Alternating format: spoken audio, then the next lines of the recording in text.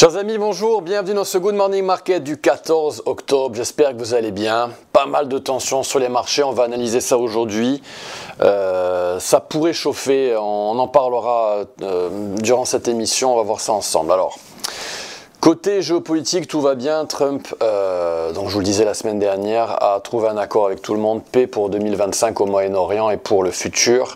C'est un deal qui s'annonce vraiment historique, il y a vraiment toutes les raisons d'être très optimiste.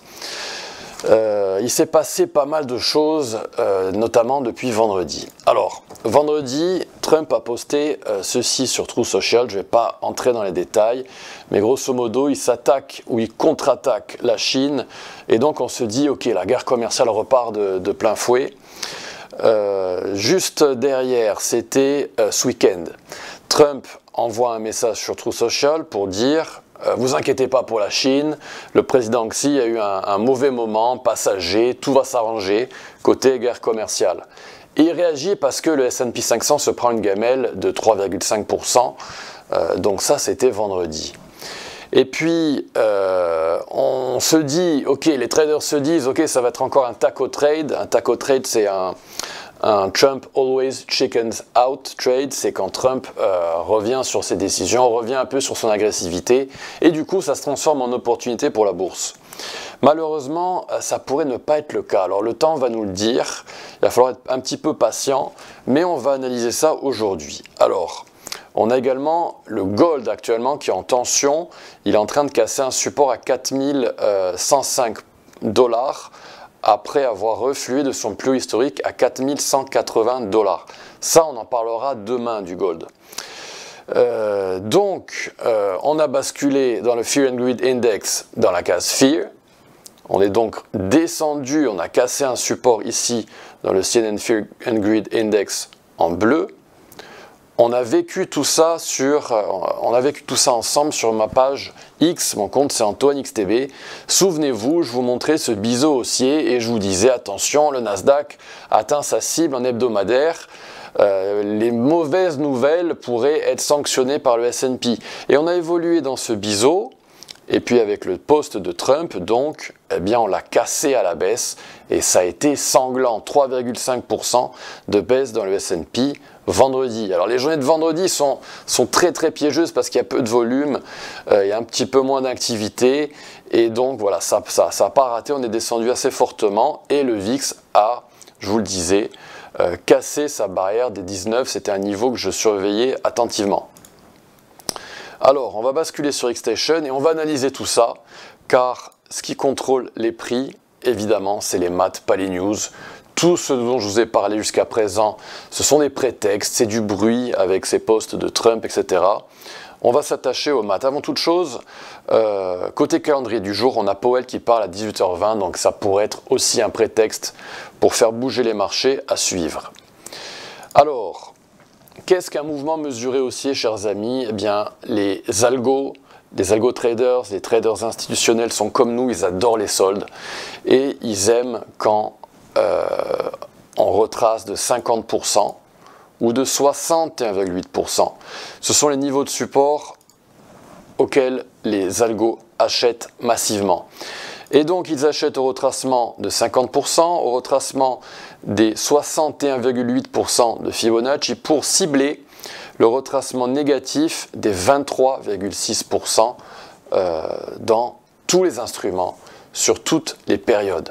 Et devinez ce qui s'est passé dans le S&P 500, dans le Nasdaq, en période hebdomadaire.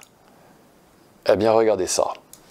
On a eu un mouvement mesuré qui a été parfaitement tradé, c'était l'objet d'une opportunité d'investissement exceptionnelle que je vous avais présentée dans le Good Morning Market. C'était dans cette boîte verte, on avait eu cette boîte verte qui avait été méchée, le retracement des 50%, et puis derrière on est monté, où est-ce qu'on s'est arrêté?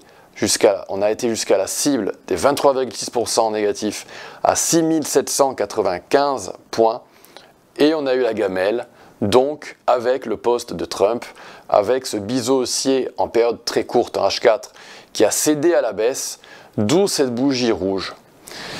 Et la grande question qu'on peut se poser, c'est, ok, est-ce qu'on va effectuer une petite correction rebondir grâce à un support en journalier, ou est-ce qu'on va faire un autre mouvement mesuré en période hebdomadaire et faire un retracement total de la structure qui avait démarré lors du Liberation Day avec Trump lorsqu'il est arrivé avec ses tableaux des tarifs. Souvenez-vous, c'était début avril. Donc, est-ce qu'on va avoir cette correction qui va nous emmener aux alentours des 5825 pour retoucher éventuellement un support géométrique et repartir de l'avant? Dans ce cas-là, on aurait une belle correction. Ou est-ce qu'on va aller chercher une zone de support beaucoup plus proche de nous, aux alentours des 6480, et repartir à la hausse vers de plus historiques? Ça, on ne le sait pas encore. Il faudra surveiller nos indicateurs pour avoir plus d'informations là-dessus. Alors, en hebdomadaire, le S&P 500 a touché sa cible. C'est ce que je vous disais la semaine dernière. Attention, ça peut donc rejeter à la baisse. Et dans le cadre du Nasdaq, eh bien dans le Nasdaq, on a fait exactement la même chose.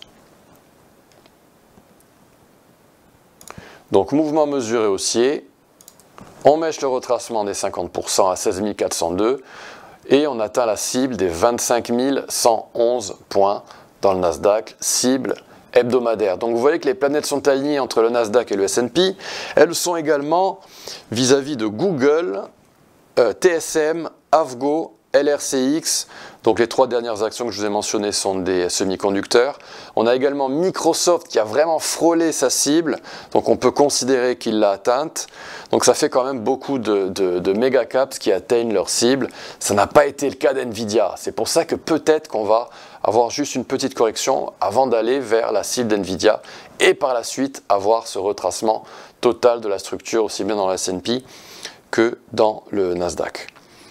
Alors sur le court terme pour le S&P 500, voilà ce qu'on a eu. Donc on a eu ce biseau haussier qui a cassé à la baisse.